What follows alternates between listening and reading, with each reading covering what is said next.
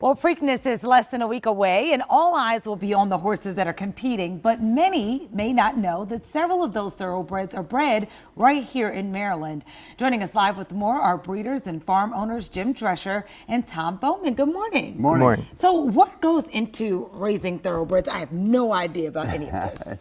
Well, it's akin to farming and high school sports. Okay. In that you start out with a whole lot of animals or a whole lot of kids, and as time progresses, the quality of some, as far as athletic ability, comes to the forefront. This is like finding a quarterback, right?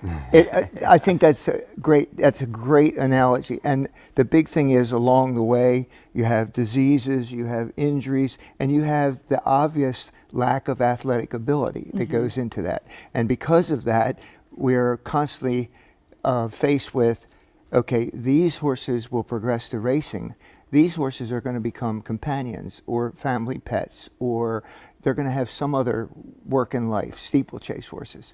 And it's a filtering process. Because there's so many different breeds of horses out there, but thoroughbreds, I'm assuming, have the most athletic ability.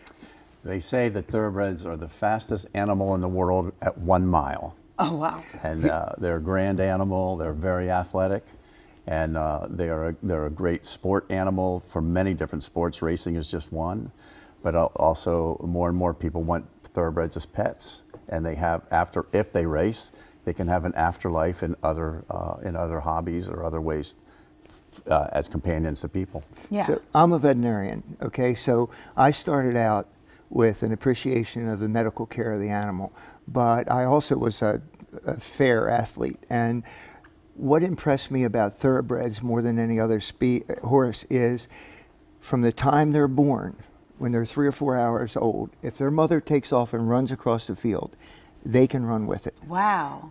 It's an amazing physiological accomplishment to see these young horses stretching out their legs as far as they can. And this is true in the wild as well with horses, but it's especially true of an animal that has been bred for speed and endurance. That's really cool.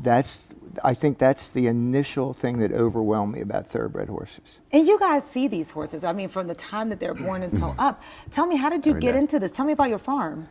We have a farm in Bel Air, Maryland. Actually, it's an historic farm. Our barn's still in use. We're built in 1817. Wow. We preserve those buildings, we preserve our land, and we're just trying to keep that open space going. Actually, I got into this business because a farm went to auction, and we bought the farm. My dad, my brother-in-law, and I bought the farm, and we learned about the thoroughbred industry. And it just fell on fertile ground with me. So I love it, and study it and raise horses there. And how do you learn to spot a winner? That's the proprietary information there. Yeah, well, tell me, what does the racing industry here in Maryland mean to you? Well, I'm very passionate about this industry, and not only for myself, but also for the state. Legacy, Maryland, horse racing and horses are a legacy in the state of Maryland. Huge economic input, $2.9 billion a year. I think there are 700,000 acres used for equine activities in the state, which is 25% of all agriculture in our state. Here's a little known fact. There are more horses per square mile in Maryland than any other state. I did not know that. Yep.